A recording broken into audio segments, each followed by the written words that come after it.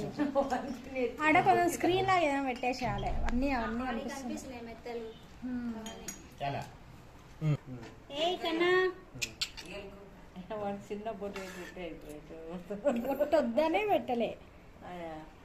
అరే బొట్టు లేదే, చిన్నగా అయింది గీత ముఖం, చిట్టు ముఖం అయింది. ఏందా తింటున్నా ఏమన్నా? తోటకూర కొత్తిమీర అవి ఉండొద్దు.